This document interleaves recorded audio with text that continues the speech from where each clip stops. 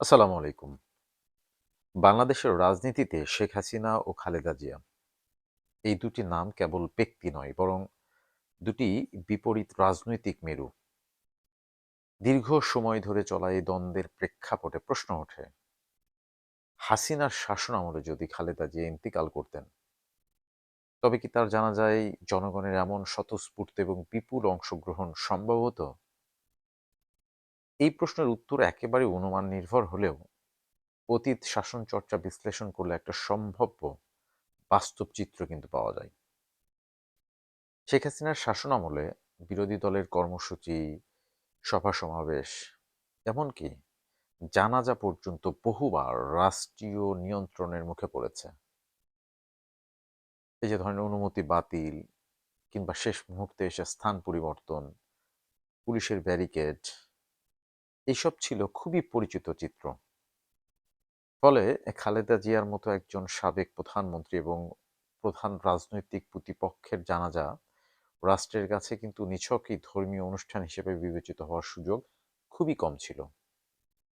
তাছাড়া খালেদা জিয়ার জানাজা হতো শুধু বিদায়ের আনুষ্ঠানিকতা নয়, বরং তা একটি আহ, গণ আবেগের কিন্তু বিস্ফোরণে পরিণত হতে পারত। স্বাভাবিকভাবেই এটি রূপ নিত বৃহৎ রাজনৈতিক সমাবেশে।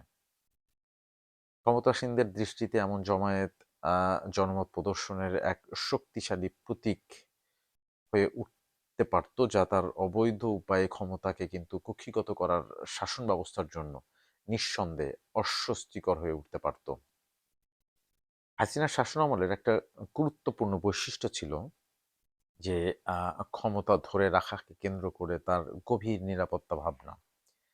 সরকার প্রায়শই স্থিতিশীলতা বলেন কিংবা নাশকতার আশঙ্কার নাম দিয়ে কিংবা রাষ্ট্রীয় নিরাপত্তার যুক্তিতে বিরোধী রাজনৈতিক পরিসরকে কিন্তু বরাবরই সংকুচিত করেছে।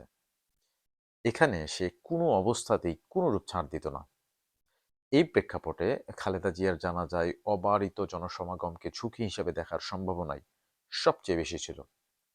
কারণ অবৈধভাবে ক্ষমতা দখলকারী হাসিনা কিন্তু বরাবরই ক্ষমতা হারানোর ভয়ে প্রচণ্ড রকম ভীত থাকত।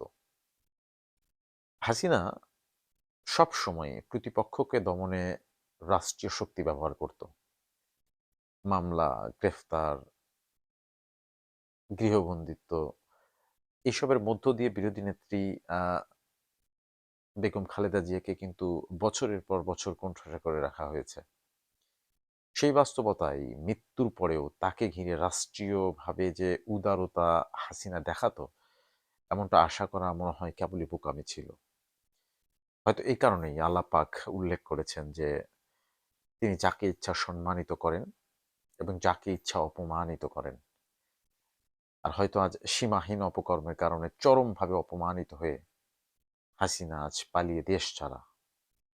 আর শত জুলুমের শিকার হয়েও বেগম জিয়া যেভাবে কোটি কোটি মানুষের ভালোবাসায় সিক্ত, তাতে এটি প্রমাণিত হয় অহংকারী এবং অত্যাচারী ব্যক্তিকে মানুষ ঘৃণা করে, আর মজলুমকে মানুষ হৃদয়ের মণিকোঠায় স্থান দেয়। গণমানুষের নেত্রী বেগম জিয়ার প্রতি বিনম্র শ্রদ্ধা। সর্বশক্তিমান আল্লাহ পাক তাকে পরপরে শান্তিতে রাখুন। আমিন।